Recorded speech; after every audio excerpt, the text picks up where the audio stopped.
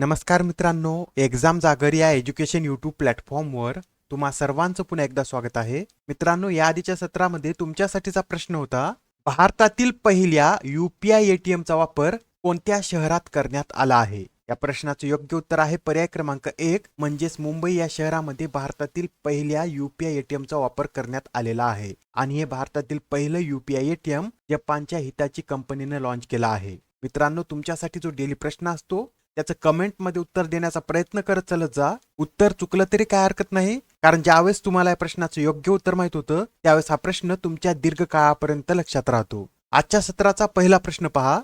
अलीकडेच कोणत्या देशाने मंगळावर यशस्वीरित्या ऑक्सिजनची निर्मिती केली आहे? तर आता अमेरिका या देशाने मंगळावर यशस्वीरित्या ऑक्सिजन तयार केलेला आहे. अमेरिकेची जी स्पेस संस्था नासा आहे, या नासाने MOXIE या उपकरणाच्या साहाय्याने हे ऑक्सिजन तयार केलेलं आहे. आणि हे जे उपकरण आहे याची निर्मिती MIT द्वारे करण्यात आलेली आहे. आणि या उपकरणामध्ये काय केलं जातं तर कार्बन डायऑक्साईड पासून ऑक्सिजनची निर्मिती केली जाते. आतापर्यंत नासाने याचा उपयोग करून 122 ग्रॅम ऑक्सिजन तयार केला आहे. प्रश्न क्रमांक दुसरा पहा.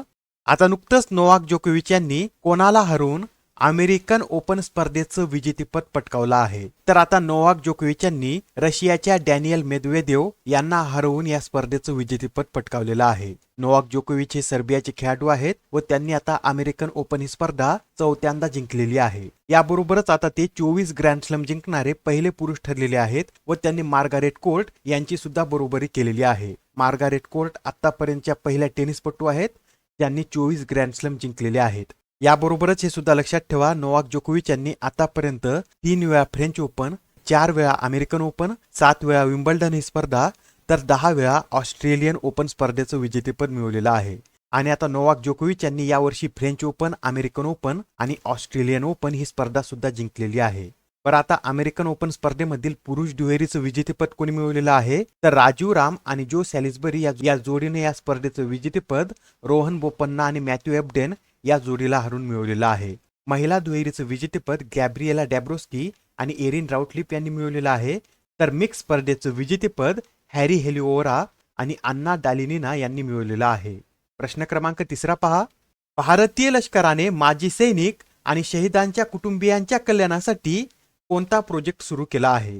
तर आता भारतीय लष्कराद्वारे प्रोजेक्ट नमन सुरू करण्यात आलेला आहे व या प्रोजेक्ट अंतर्गत माजी सैनिक आणि शहीदी लष्करी जवानांच्या कुटुंबियासाठी सुविधा आणि तक्रार निवारण केंद्रे सुरू करण्यात येणार आहेत. या प्रोजेक्ट अंतर्गत पहिलं केंद्र हे दिल्ली कॅन्टोन्मेंट मध्ये सुरू केलं जाईल. आणि हा जो प्रोजेक्ट आहे या प्रोजेक्टसाठी भारतीय लष्कराने HDFC बँक आणि CSCE गव्हर्नन्स इंडिया लिमिटेड सोबत सामंजस्य करार केलेला आहे. प्रश्न क्रमांक 14 पहा. भारत आणि कोणत्या देशादरम्यान वरुण या द्विपक्षीय नौदल सरावाचं आयोजन केलं जातं? तर आता हा जो वरुण युद्धाभ्यास आहे हा भारत आणि फ्रान्स या दोन देशादरम्यान आयोजित केला जातो व आता या युद्धाभ्यासाच्या 21व्या आवृत्तीमधील दुसऱ्या टप्प्याचं आयोजन अरबी समुद्रात करण्यात आलेलं आहे. याआधी पहिला टप्पा 16 ते 20 जानेवारी दरम्यान भारताच्या पश्चिम सागरी किनाऱ्यावर आयोजित करण्यात आला होता. आणि हा जो वरुण युद्धाभ्यास आहे हा 1993 पासून आयोजित केला जात आहे व याला 2001 मध्ये वरुण असं नाव देण्यात आलेलं आहे.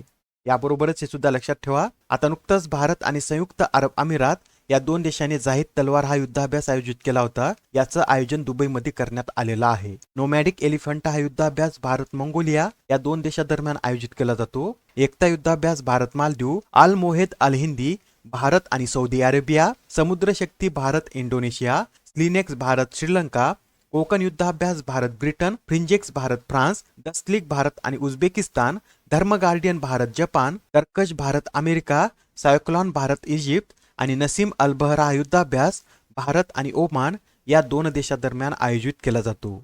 आता हा प्रश्न पहा, यामध्ये काय विचारलेला आहे तर ग्रीन क्लायमेट फंडासाठी रिकामी जागा या देशाने 2 अब्ज अमेरिकन डॉलर देण्याची घोषणा केली आहे. तर आता नुकत्याच पार पडलेल्या G20 बैठकीच्या समापनावेळी ब्रिटन या देशाने ग्रीन क्लायमेट फंडासाठी 2 अब्ज अमेरिकन डॉलर देण्याची घोषणा केलेली आहे. आता हा जो ग्रीन क्लायमेट फंड आहे याची स्थापना कधी करण्यात आली होती तर याची स्थापना 2010 मध्ये UN framework convention on climate change अंतर्गत 194 देशाद्वारे करण्यात आलेली आहे.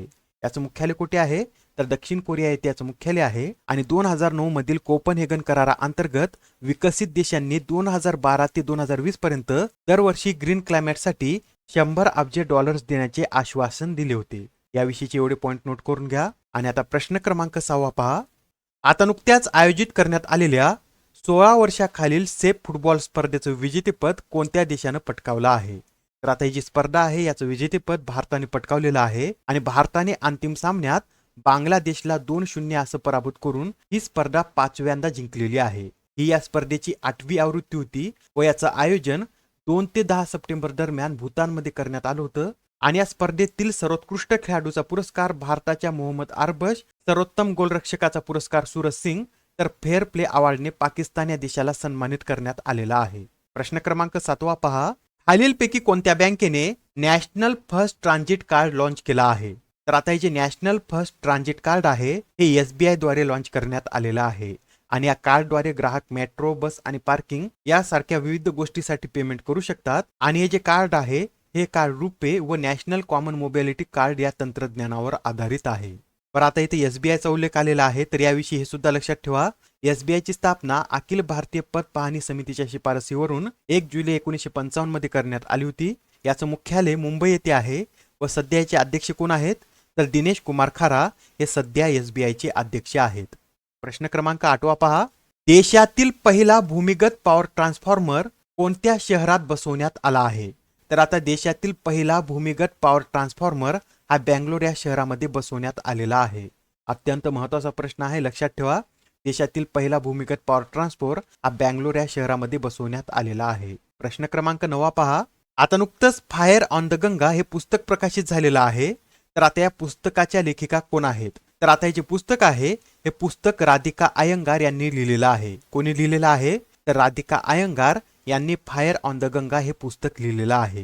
मित्रांनो, याआधी सुद्धा काही पुस्तके प्रकाशित झाली होती, ते सुद्धा आपण एकदा रिवाइज करून घेऊया. तर पहा, विपुल रिकी यांचं ड्रंक ऑन लव्ह हे पुस्तक प्रकाशित झालं आहे. निर्जा चौधरी यांचं how prime minister decide, Chetna Maru यांचं वेस्टर्न लेन, अभिषेक चौधरी यांचं Vajpayee the ascent of the Hindu right, Anita Bharat Shah यांचं colours of devotion, AK Bhattacharya यांचं India's finance minister, TN Seshan यांचं through the broken glass, Feroze Varun Gandhi यांचं द इंडियन मेट्रोपोलिस, तर रस्किन बॉन्ड यांचं द गोल्डन इयर्स हे पुस्तक प्रकाशित झालेलं आहे. आजच्या सत्रामधील शेवटचा प्रश्न पहा. 19व्या आशियाई क्रीडा स्पर्धेसाठी भारतीय तुकडीचे अधिकृत प्रायोजक म्हणजे स्पॉन्सर कोणाला बनवण्यात आला आहे?